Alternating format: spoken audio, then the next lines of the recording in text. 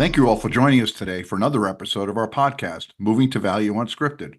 My name is Dr. John Rodas, and I'm a recovering ex-hospital president and am proud to be the president of the Moving to Value Alliance. The Moving to Value Alliance, MTVA, a 501c3 nonprofit, is a multi-stakeholder grassroots organization whose purpose, put simply, is to foster a community that aims to create a value-based healthcare ecosystem with high-quality outcomes at a reasonable cost for plan sponsors and their members, beneficiaries, or employees. I want to thank our members who make this presentation possible. We'd like to give special recognition today to our trade member, Capital RX. I'm joined today by my fellow board member, Dr. Steve Schutzer, and MTVA Executive Director, Laura Watson. Dr. Schutzer, a nationally renowned arthroplasty surgeon, is one of the founders of MTVA and is the co-founder and president of Upswing Health. Laura is a journalist who writes about healthcare and pharmaceuticals. Late last month, House Republicans passed a budget resolution that would drastically reduce funding for Medicaid. Our special guest today is an expert on Medicaid who's going to help us make sense of what's going on with the proposed cuts to the program, Stephani Nourier. Stephani is an attorney and managing director with Mercury LLC, a bipartisan public strategy firm that provides consulting and strategic advice on a variety of issues. Earlier in her career, Stephani worked for U.S. Senator David Vitter and was an intern for the George W. Bush White House and U.S. Senator Lamar Alexander's office. She developed extensive expertise in healthcare while working as an executive for several healthcare startups. Stephani has spent much of her career in value-based care and Medicaid, working with CMS, health plans, health systems, and leaders in the state and federal levels on complicated reimbursement, regulatory, and innovative partnership structures. We're excited to have Stephani here with us today to break down what's going on in Washington, explain the potential impacts of cutting Medicaid, and discuss solutions to get more value from the Medicaid program. Welcome to Moving to Value Unscripted, Stephani. Thank you, John. Happy to be here and looking forward to the conversation. Yeah, as are we. So if you don't mind, Stephani, just give our listeners a little bit of a background of how you kind of came out of law school and ended up becoming an expert on Medicaid. Well, an expert might be a little extreme, but I have lived in this world, in the value-based care space, more specifically for the past 9 years, predominantly on the provider side. Out of law school, I actually clerked for a federal judge in Eastern District of Louisiana, and I went into a fairly large Southeastern law firm where I actually did litigation for much of my practice. But at that time, given my DC background, I was also in our public policy group. So I did a lot of state level lobbying and policy work with our state government, which was Louisiana more specifically, on healthcare issues. It's through that I met my first healthcare startup that I started working with. The startup was named Ready Responders, and it was a Medicaid-focused startup to reduce unnecessary ED visits. And the model was actually brilliant. It has modified since then, but the original model was leveraging EMTs and paramedics in the home to take non-acute calls on the 911 system, and then leveraging telehealth with nurse practitioners to handle the non-acute cases. The original concept was to integrate directly with EMS. However, that did not end up working out. So we ended up going directly with health plans and health systems and integrating with nurse lines, and then also getting lists of super utilizers from the emergency room department. Ultimately, I went in as employee 2. We scaled to 8 states, over 1,000 employees, and I worked with MCOs closely across all those 8 states to essentially build value-based contracts tied to the reduction in ED visits, as well as some quality measures as well. And so during that time, there was a lot of regulatory barriers to reimbursement, scope of practice, just the landscape changes state by state.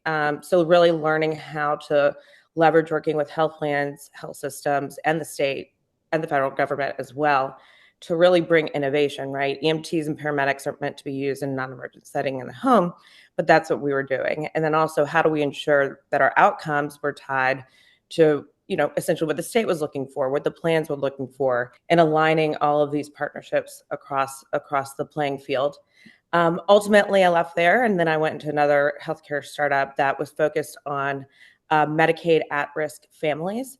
And so instead of looking at the person individually, we actually looked at the household, and I'll use that word intentionally, as a whole. Makes sense. It makes complete sense. And I learned this at my days in Ready is you can make an impact on one, but until you make an impact on all, you're truly not you're focusing on that chronic disease and not the whole household or the atmosphere around you. So, it is a phenomenal concept. They are launched in Louisiana and about to move into 2 new states. And they have made tremendous impact, not only on the quality of people's lives, but also similarly reduction in ED visits, access to the right points of care, et cetera. So with that, I will stop talking. I think Yeah. I've given you enough No, background. that's great. That's No, great. sure. No, and it makes it, and it's a great intro actually, because it makes a pitch for, Medicaid reform as opposed to Medicaid cuts. So with that, I'll pass the baton to my colleagues. Yeah, Stephanie, so this is all, talking about this, there's opportunities to improve things in Medicaid. Yes.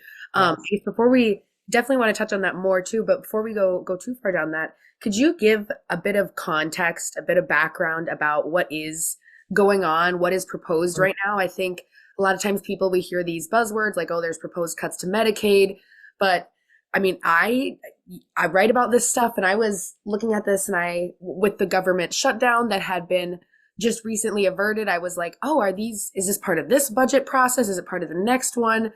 It's a little confusing, because could you just kind of give us the lay of the land of what's going on? Yes, absolutely. And look, even for someone that has a governmental background slash, 9 years in the healthcare space, working more, I'll say grassroots with the government, it's extremely complicated. And I even have partners that track this day in and day out. And what I can tell you now is that there's currently no imminent threat of cuts to Medicaid, which is fantastic. And to reiterate, I don't believe the right answer to solving any perceived issue of Medicaid is a cut, right? I think it is how we think about bringing innovation, bringing rethinking to reimbursement, our practitioners, et cetera, that really makes the difference in the long haul. However, I will say this, I'll say imminent intentionally. There is a plan over the next 10 years to reduce spending. And how we get there, there's been lots of different ways to speak about that. And I say that because I think we are at a pivotal time right now to bring education and information from the innovation space, from the value-based care space, to the government, to our states, to our federal government, to our senators and congressmen and women about these ideas. And I don't, Laura, I'm not deviating from your question. I'll get there. But the one thing that I learned the most is I have never met a single legislator or, governor that says, I hate Medicaid. That's not what I hear. What I hear is, how do we effectuate change? How do we do this better? How do we engage better? And they don't know, right? And it's up to us, the practitioners on the ground, the thought leaders, et cetera, to kind of bring these solutions. And so back to these proposed cuts, I think we're at a time that we can help identify potential solutions to look at this, how we think about cuts, and I'll use that in air quotes. And instead of making about cuts, it's how do we actually save money in a different way? And I will then plug save money through providing true quality care that actually focuses on an impact rather than just making sure we're billing codes, Yeah, let me push back a little bit, Stephanie, because Yeah. I happen to be in a meeting with the Speaker of the House here in Connecticut just a couple weeks ago on a totally different subject. Sure. And, what they were talking about was the mandate from the Congressional Budget Office to the Committee on Energy and Commerce Yep. to cut 800 billion freaking dollars. Yep. That's right. And that committee, as you know, controls, Medicaid and Medicare spending. When you look at their total budget, there's no way to get $800 billion out of it without quote unquote cuts. There's no quote about cuts Sure. to Medicaid, not reform or, yeah, I get it. We all get it. You can save money. But because I think Louisiana is an expansion state too, if I have it right. Correct. So here's the facts in Connecticut, at least. For every dollar the state spends on Medicaid, we get about 50 cents from the federal government. And with proposed cuts, it potentially drops to 20. What they're talking about is 25 cents. So what that means for the state is they've got to figure out where, because they're not going to not keep their expansion. It's not an option here in Connecticut, which is a royal blue state, right? They're going to cut some other programs. So it has ripple effects throughout the whole economy of the state. I can't imagine Louisiana is any different. Right. So am I missing something? Because what you just said didn't sound like that's happening. You're not John, and it's a great segue into ultimately the cuts may happen. The states are going to have to be the one to figure it out, unfortunately, and that is really where this ends up landing. Is if there are cuts, the states are going to have to deal with it in their budgets. And I know in Connecticut, John, you're close on the ground, right? I'm in Nashville/Louisiana, and I can simply read an article, but you all are already talking about state cuts to your Medicaid budget in light of these potential years ahead and or today, right? And so that's why I do think, Medicaid is really hard because it is state by state, right? And I think that's why we see limited innovation and change there, because it is, you do have to focus at such a grassroots level. But yes, I do not mean to be overly naive or have rose colored glasses, but assuming and knowing that over the next 10 years, there will essentially be a decline in federal government spending in Medicaid, the states are going to have to be the one to really focus on that. The big changes I was talking to like secretaries of health and governors about is like they just can't change the FMAP. We're not hearing that. But we are hearing, yes, there will be some decline in spend. Cut sounds so gruesome, right? There will be some decline in spend that ultimately the states will really have to work with and deal ultimately with that lower spending in Medicaid from the federal government. We all agree That's, that Medicaid cuts is not the answer. I think about, first of all, kudos to you for digging into this space. Like you, John and I and Laura, see these problems as opportunities. And the biggest opportunity in healthcare today is Medicaid. That's right. We all know that. And I like the idea of focusing on the household because that's just brilliant. But how did Ready do? Do you have any data? Did they keep people out of the ER for non-ER stuff? And how is that? Because that may be, a model we can talk about scaling. Right, right. No, and as I mentioned, the original model was to integrate with EMS systems, which we didn't do. And let me be clear, we did eventually integrate with EMS. However, our real true secret sauce was our longitudinal care program that was focused on the super utilizers. So engagement is very difficult. 50% of numbers don't work, and we had an on the ground campaign to find these members that were really accessing the healthcare system through what I'll say the sliding doors of the ER. And that was really it. And to the household focus, right? No one goes by themselves, right? It's multiple people. So you'd be bringing the entire family to the ER with you. So to your point on results is ultimately by using this longitudinal care program that was focused a lot on social determinants. The very first step we did was navigate them to a PCP. So many times they never met them. They get this name in a letter, right? And they don't even read the letter. And so sometimes it would be 60 miles away because they had moved, right? It was of no fault of anyone. It's just life, right? We're busy. And so it's navigating to PCP to really handle the physical health. And then we helped navigate the social health. So we worked every week with everything from health literacy to transportation, housing needs. People are living paycheck to paycheck. How do we make sure that where there are resources, food insecurity? And so ultimately, we saw about a 42% reduction in unnecessary ED visits. Obviously, I want to tout that there are reasons that people need to go to the ER. wow. What I really like, and I know we're focused on Medicaid, but I do just want to make this plug, is eventually the company, we started with Medicaid focused, we moved into Medicare, and then actually ultimately commercial through employers. And we saw consistent results across all three insurance business lines.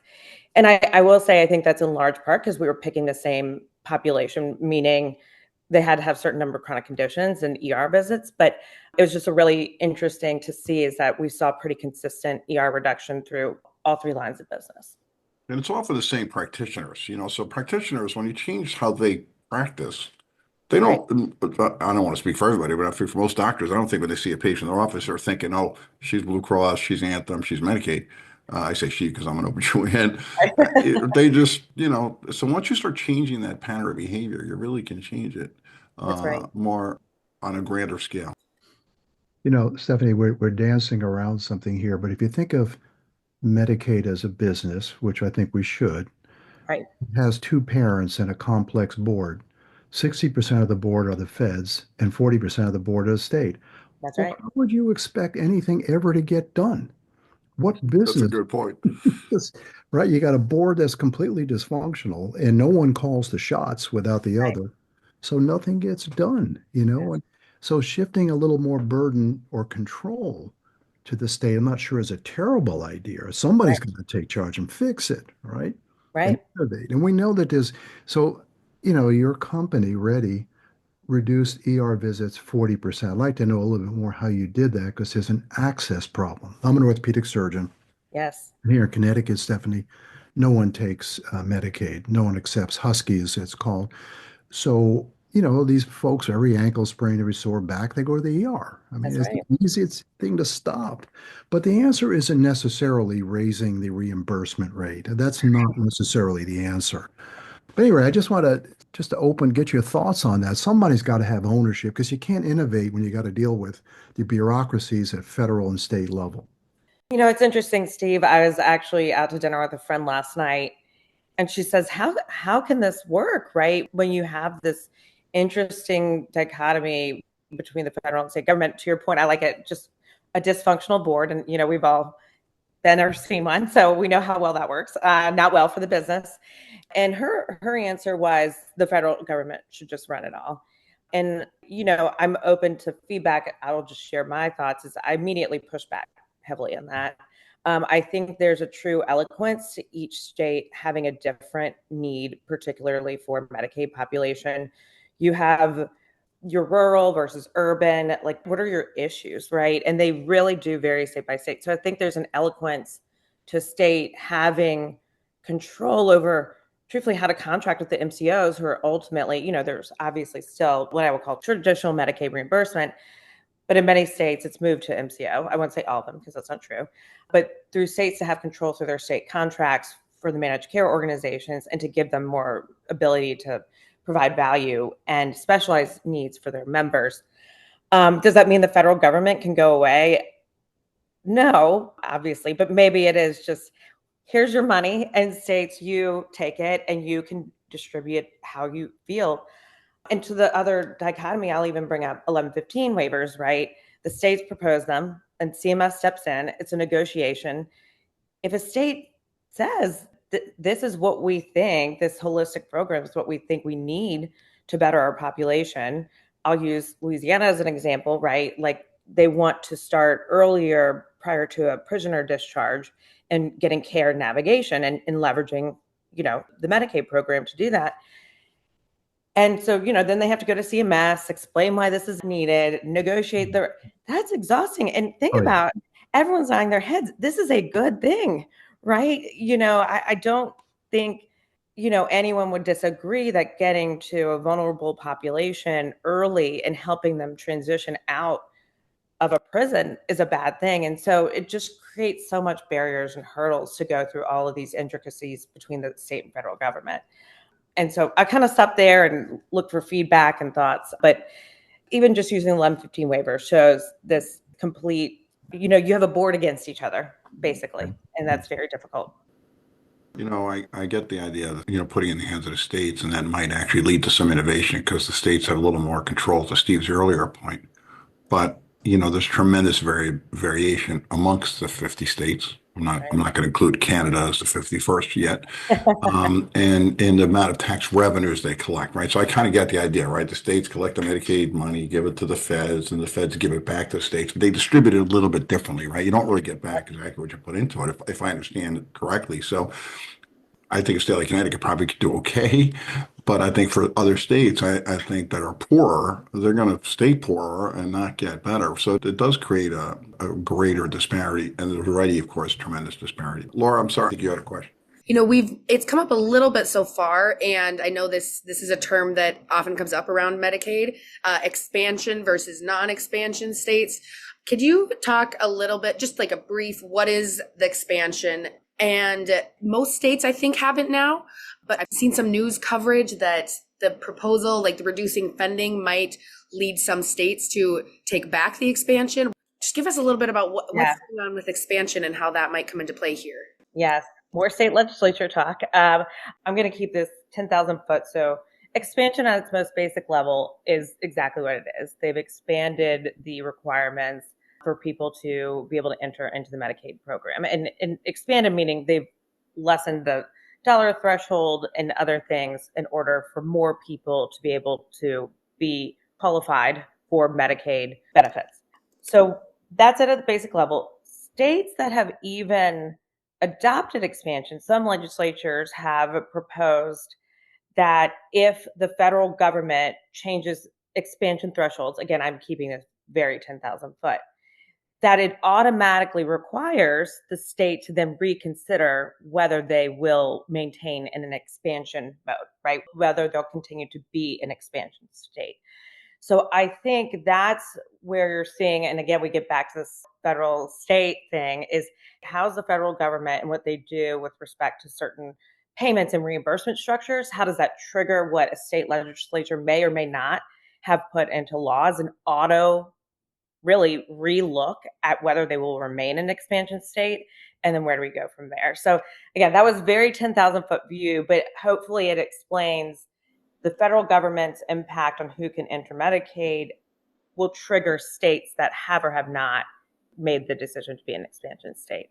In full disclosure, I haven't tracked the state by state stuff as well, but just at a high level, there are just auto triggers that have happened that states will necessarily, by law or regulation, have to relook as to whether they will remain in expansion. So let me make sure I think there's about, let's say, 40 states, I think, that were quote unquote expansion states. And if I understand correctly, what they do is they lower the income threshold. So let's say it used to be if you made $40,000 a year, you could get in. Now, if you make $30,000 a year, and of course the numbers are even lower than that, I suspect. And then, so of course, more people became on the rolls of Medicaid.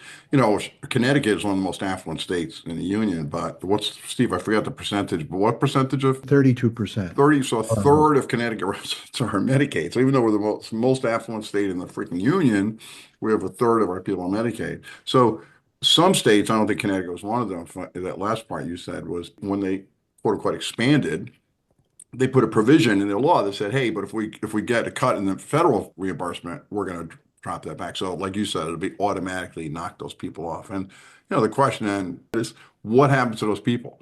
They now become essentially uninsured, right?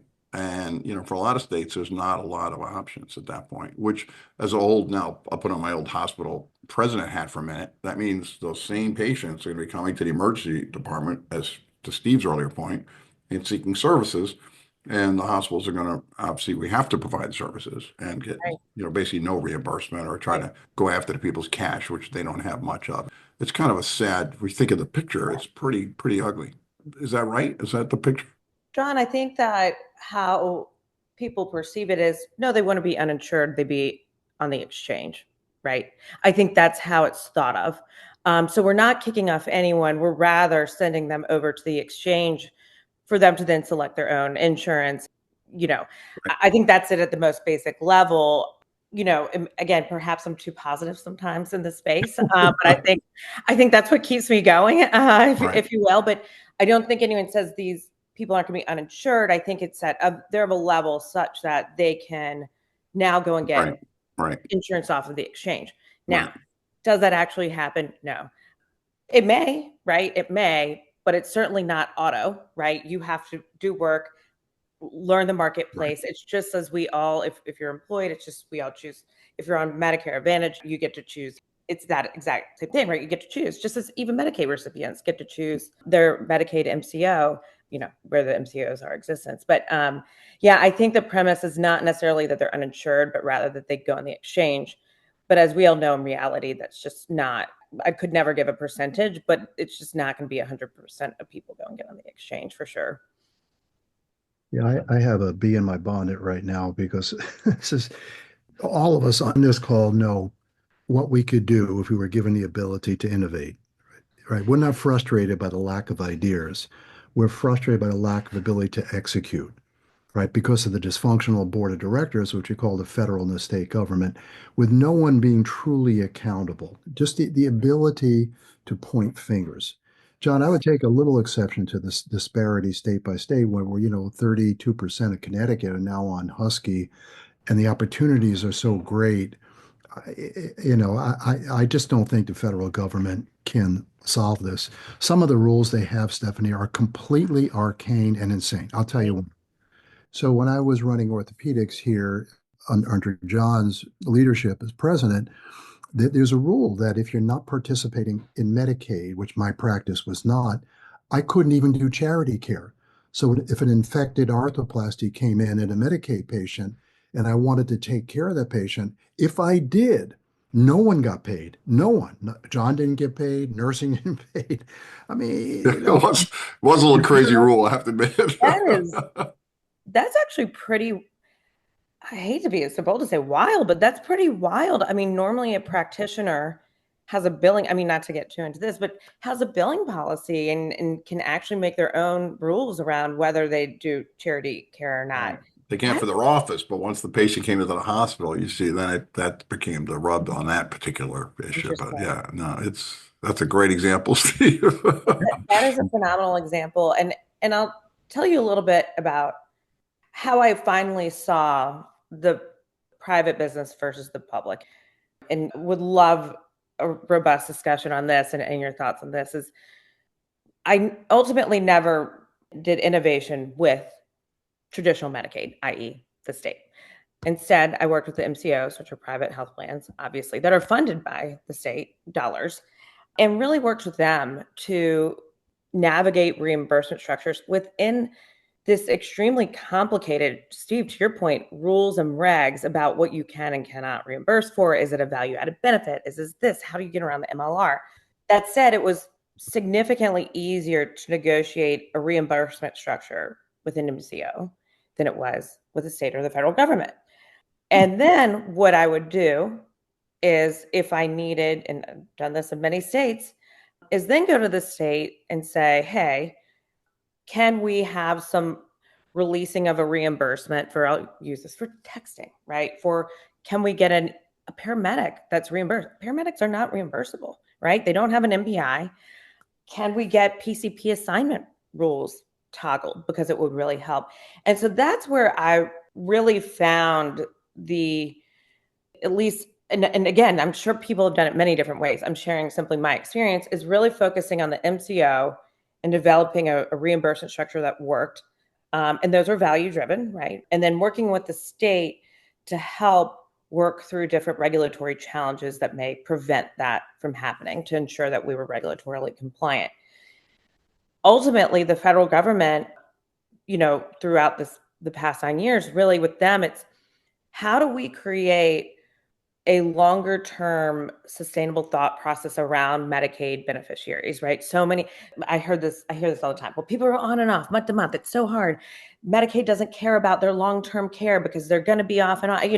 It's this churn, and I will say perceived churn, might I add, issue. And so when I was working at CMS and CMMI, it was really more of a lofty visionary goal, right? How do we create quality measures and reimbursement structures around the MCOs in the states, focusing on longer term care and accountability for the longer term care when there is this perceived churn? So I think it's important to share how I ultimately saw the state and the private, right? How did I work with the private entities and the state and federal government ultimately to make some of this innovation work? And it was not pretty. I mean, this was, on the ground, on the roots work. It took commitment. But I'm the first to, when I'm speaking to some of my venture capital clients and friends, is to say, innovate, invest in Medicaid startups, because they have the vision, the ability, and they can actually make the change and outcomes happen. I won't say all of it, but as a general premise, they have the ability to navigate and be nimble, unlike bigger organizations. So that I will stop talking and get some feedback and thoughts on that. The way I hear, as you're talking about this, that you start that idea, you take it at maybe like the smaller or the most open to change or doing things differently level, which is like the MCO. You start from there and then work out towards the more difficult stakeholders to engage, or? I think that's right. And again, let me be very clear. When I started, a national health plan said, we love this. Now, how do we make it work? How do we get you paid? We have a provider contract and a vendor contract, but you're neither. I said, time out. I'll be back in touch. I had no clue what I was doing. And I just started researching. I brought experts to the room, said, how do we make this work? And I presented back how we made it work under a provider agreement to this national health plan. And they said, yeah, this is great. Let's do it. And I learned that was my first learning over many, many, many years and working with many states, federal government, and national health plans. They want to do it, they don't know how. So if you come with solutions, and by the way, that was the rose-colored glasses side. I've had many times where it's too much of operational, there's so many different priorities at play.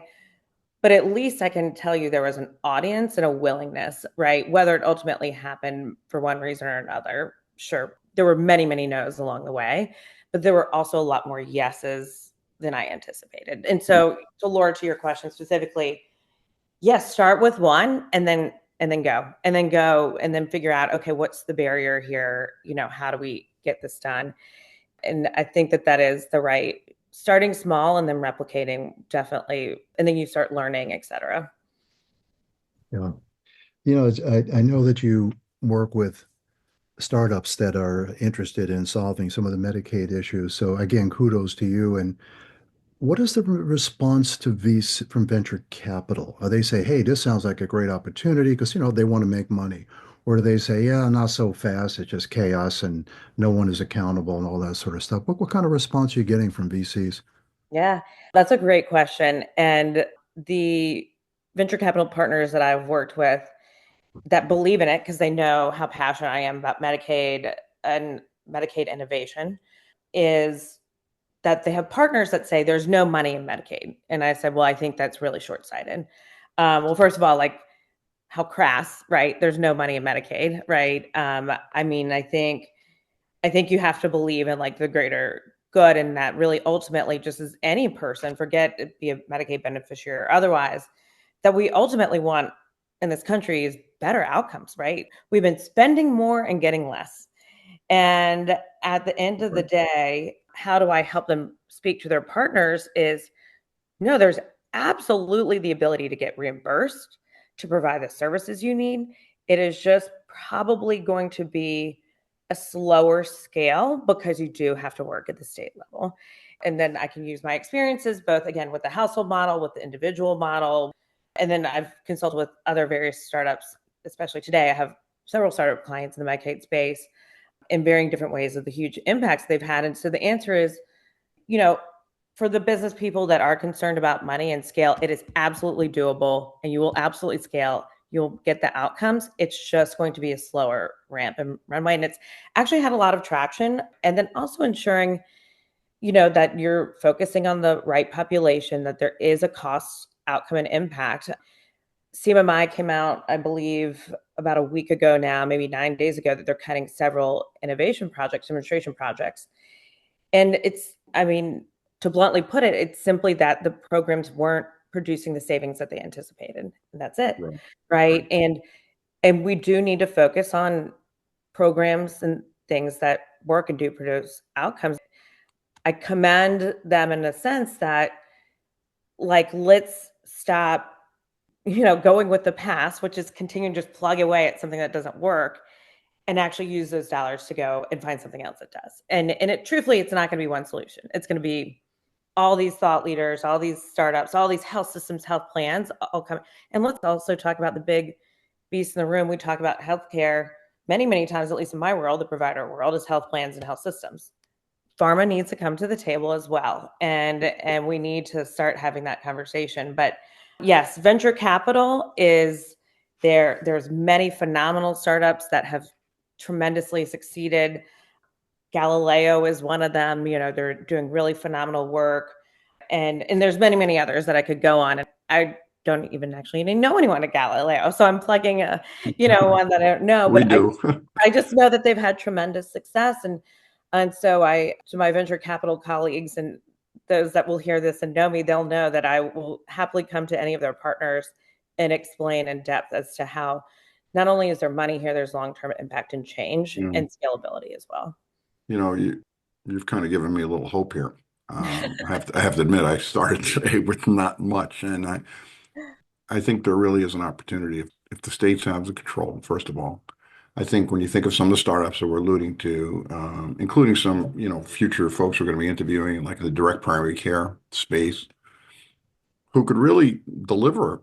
And there's the federal qualified health centers, of course, which Right, right. also, and I do worry a little bit about how this impacts them because I don't really know how that reimbursement works. They get HRSA, they get money from the feds, I think, directly, right? I don't know how that really works. Yes, yes. But they do, at least in Connecticut, the ones I'm familiar with, do actually a great job. And they Phenomenal. have a much more of a system of care where they have, Phenomenal. one doc and a few nurse practitioners Right, and a few MAs. And, the doc's not seeing every patient, is overseeing the practice. And they really, to your earlier point, they really look at the whole family. right, And they provide dental care and, right, nutrition and they have pharmacists embedded in the place. And that's really the system of care. So it's actually that model, which Steve's not that different than the NUCA model in Alaska, right. actually. That's probably the best system in the world. I think there is an opportunity. I think Stephanie's right about this, a huge opportunity here to actually do good and actually make a little money at the same time. I think Right. doing good should be the first, though. Yeah. A hundred Goal. and to bring this back to what's going on in the federal government, what are all these impacts mean? Like with the administration change, et cetera, there was so much heart palpitations. And one of the things that I think it's my duty to share here is that this is a bipartisan issue. This is how do we make meaningful impact and changes? And I have yet to meet a Republican or a Democrat that says, how can we do better? A Republican is extremely interested in how do we reduce costs while improving quality and outcomes, right? And Democrats are about funding Medicaid. By the way, Republicans are not against funding Medicaid, right? It's just how do we do it in the right way? And so I just want to tout that I've never spoken to a single leader, politician, et cetera, that has said we want moms to die because their maternal health outcomes are so terrible. No, it's how do we do it, right? How do we get this done? And to your point, John, is it leveraging the FQHCs, the community-based organizations, this healthcare startup land? And, there's so many different tools. It's really uniting the tools. Many people see like it's a health plan versus health system, right? They're negotiating rates but get everyone to the table because we all want the same angle, right? Everyone wants improved quality and outcomes, and everyone wants to save money, or perhaps venture world make money, right? Let's use that different, language interchangeably, but we want some cost savings, right? We want to see improved quality and cost savings, and I think bringing everyone to the table, including the government, is very important. When you were talking a little bit about there's what's going on right now, kind of the horizon is that there will be reduced federal funding, some decline in the federal funding over the next however many years. Yeah. Are there different ways that will look like in practice? I know it hasn't all been, it's not all set out in concrete yet, but are there different ways that they could go about structuring those changes that you think would facilitate and foster these innovative solutions or make it more likely that those solutions will be able to have success? Yeah, that's a really interesting question, Laura, and I love it because it's making my brain think. I'm not using my past to, predict the future. I think the answer is it gets back to, I automatically go back to when I would sit in front of the CMS leadership and CMMI leadership and say, how can we have quality measures and other such measures that are ingrained that the MCOs and states have to abide by? They have to HEDIS measures, et cetera. How do we put these measures in place that really incentivize the states and the MCOs to think more long-term, to think less episodic, to think less fee-for-service? And really, I think that's the only way that we're going to be able to really have an impact. If you're reducing cuts, you also have to have cost savings. So, right, like you can have like an equal balance, but I am not a finance person. I'm just knowing we can potentially meet this with a cost savings measure, right? And we're talking billions. So I'm not naive in thinking this is just, my dollar Diet Coke fountain drink, right? We're talking billions. So when I say that, it's systemic, right? And that's why I think CMS does have to be at the table, right? How do we put in some quality measures that they do focus on cost savings or cost measures, right? But we need more, right? We need more. And particularly ones that are focused on longer term for, again, I don't know if it's perceived, but it is this churn. Like Medicare, it's 65, you go in, you're done. Right. Medicaid, your income changes, right? You might Not get an so extra much. job. Yeah. So how can we, and maybe that's a solution, right? Is there a way that we make it just consistent? And anyways, I won't go into different So ideas. Medicare for all kind of single payer is obviously one of the options, which I'm not sure I'm a fan of, but I do get it. As we're winding down here, Steve, I give you the option of the last question here. Please go ahead. I'm up a great position. Stephanie, I get to ask the last question, but I'm Oh, going to frame it based on what I've heard over the last 45 minutes. Think about, the ACA has been criticized by some for a lot of different reasons, but one is that it reduced the number of uninsured by moving them on and expanding state Medicaid, um, and thereby just kind of shifting the burden and not solving the foundational problems that plague all of healthcare. But the Stoics have a saying I love: "What stands in the way becomes the way." And maybe the focus now on Medicaid, which is right in front of us right now, right? I mean, it's got to be solved. Maybe, because 5% of the population costs 50% of the health spare spend. I mean, it's such an opportunity that maybe serendipitously this focus on Medicaid will unleash a torrent of innovations that can be applied in any sector, Medicare, commercial, right? Because if I like to think, fix the toughest problem in orthopedics, and the other ones become easy, right? So that's what we can do here with Medicaid. So, normally we ask a more holistic question with our guests about healthcare in general, but since we're so focused on this important aspect of Medicaid, so put your hat on, all your experiences, and where do you see it going? What are the innovations? What are the policy changes? And that horizon may just be a year or two, not 3 or 5. What do you think? that's right. It's a great question. And I'll actually start with the first is, solving a problem Medicaid can absolutely extrapolate out. And Ready was a perfect example of that, Mhm. right? A prime example. We were seeing the exact same issues with a large health system employee, right? Health system, right? Like they live and breathe doctors and ERs. We were seeing the exact same problem with the health system employee who had commercial employer coverage that we saw with the Medicaid population, that we saw with the Medicare. And was it health literacy and how to access the system, or is it transportation, or was it because I couldn't eat? Whatever it was, or the chronic condition, whatever it was, we saw consistently that there was a reason why there was an increased bend in access to the ER across all populations. So I think the answer is yes. Starting with Medicaid to me is a great way to start because, we all say reimbursement's low for the providers. I agree with John earlier. The right solution is not necessarily just increase reimbursement rates. I mean, I'm not saying that we shouldn't. I'm just saying that, just this generic solution is not the right one. So where do I see this opportunity, this administration, the state governments? So I think the administration ultimately, I've worked with Trump 1 administration that's different. That said, I think the premise and where we are is still the same, right? They want improved outcomes and quality. And what they're doing is pushing the system to think how we get there. Is that through the MAHA movement? Is it through reimbursement? Is it through different providers?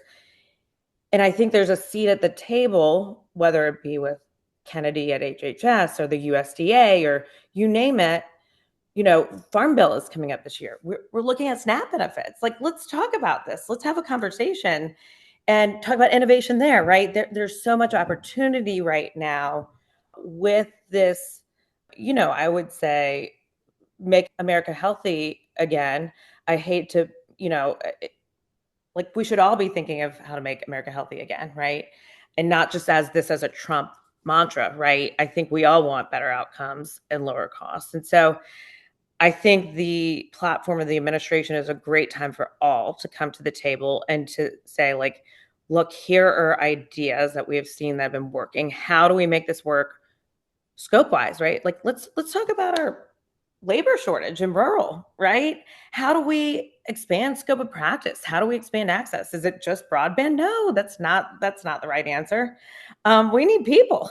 Right. So how do we increase the labor force to provide this care? How do we get less expensive transportation? NEMTs. Whew, I mean, that's tough. That's really tough. That's regulatory, right, at the state level. So think of the federal level. There's a tremendous opportunity. You do have some really strong venture capital leaders that are in key positions throughout the administration, and particularly at HHS, who have similarly spent their lives living in innovation and how to solve some of these hard problems. And by the way, I'm not going to say it's going to be easy, right? Showing ROI, showing the outcomes, having a true data analytics system to track this is going to be really important. And by the way, I will also advocate that CPT codes are not necessarily the way to do that. So just making that plug. Right. We do not have to sit in the fee-for-service landscape. And then I'll move to the state level. States are struggling with budgets. We've seen all of this. They know cuts are coming. They know, how do we work as a partner with a state, with an MCO that says, look, here we can improve quality and have cost savings, and like coming to the table with that solution. And by the way, I'll say value-based care is it's such an enigma, and so many people don't think of it differently. And I will anchor, and I don't want to differentiate opinions, but from my perspective, value-based care is just thinking about a way that's not plugged into the historical system of fee-for-service to improve outcomes, right? Whether that's a different reimbursement, whether that's a change in scope, right? You're providing value for the care and focusing on that rather than just submitting a CMS 1500 form. So I think that there's a tremendous opportunity to educate.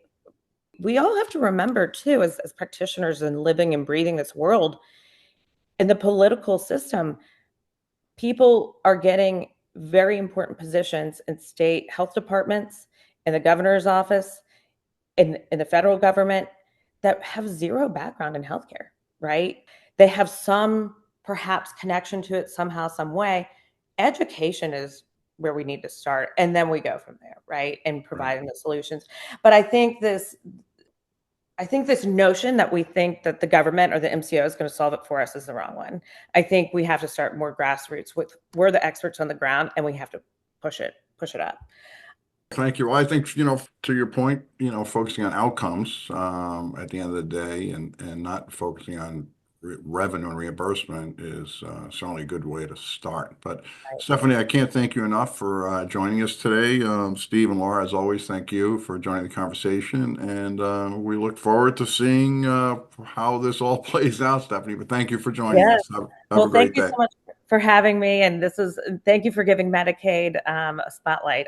As you all can tell, I'm very hopeful for the future and to bringing more innovation and value to the space. Well, we appreciate the optimism. Thank you. All right. Have a great one. Thank you. Learned so much.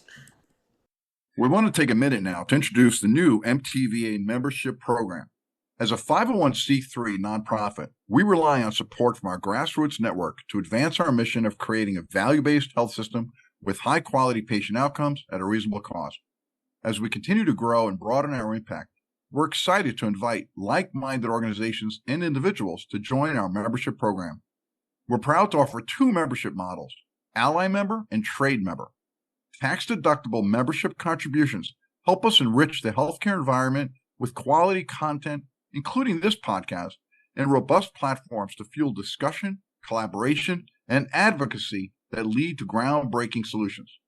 For more information, including a full list of benefits offered, visit our website at www.movingtovalue.org/trade-member.